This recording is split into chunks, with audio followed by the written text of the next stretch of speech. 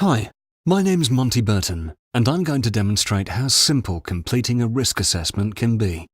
Risk assessment is all about looking at what we do, identifying any hazards, and putting steps in place to minimize the risk from these hazards. The health and safety team have looked at the most likely risks in our stores and put together risk assessment templates. There are several of these templates, covering store activities and hazards such as slips and trips, working at height, cuts, and so on. The new risk assessment form has been laid out in a logical manner to help you follow the 5 steps to risk assessment. Before you start, gather information which may be helpful, review previous store incidents, talk to your staff, look back at your previous risk assessments. First, complete the front page with the store information. Step 1. Identify the hazards. You'll notice the most likely hazards for that task are detailed at the top, and each are given a number which you can see in the main form in the first column. Tick each hazard which is relevant for your store. In many cases, it will be all.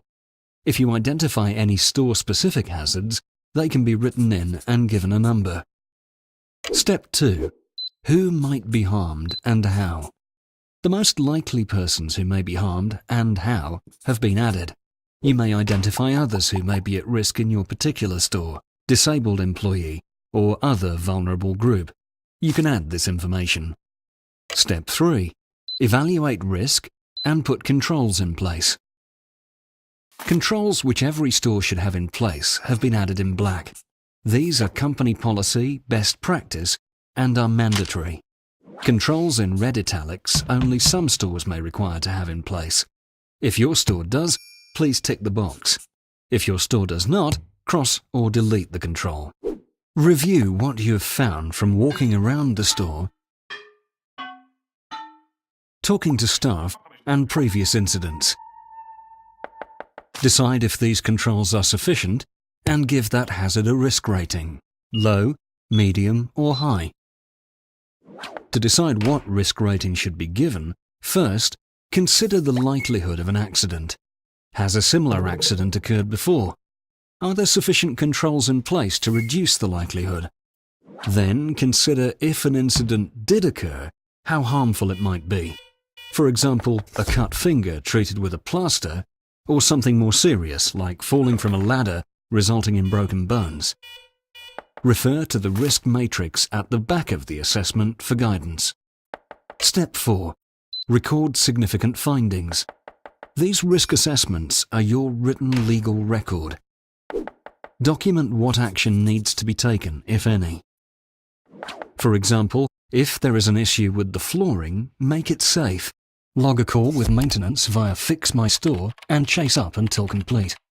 Or if you notice staff working unsafely and overreaching on the ladders in the stockroom, retrain them, review stockroom layout, and ensure they have the right equipment for the job. Once any additional controls are in place, the risk level may reduce. Step 5. Review. Give yourself a realistic review date for each action and ensure it is met. When the action has been completed, you can sign it off. Risk assessment should be reviewed after a significant change. This might be the way the job is done, new equipment or change in layout, after an incident, accident or near miss, or periodically, at least annually. Although some elements of the assessment are pre-filled, you can amend it to make it store-specific. The risk assessments must reflect the risks in your store. Blank risk assessment forms are available for stores to complete where they have a site-specific risk. You might want to complete one when carrying out a large move or an employee returning to work on light duties. Risk assessments should be filed with your health and safety documents and retained for 4 years. For the full set of risk assessment templates and further information, please visit the Health and Safety section of the Word.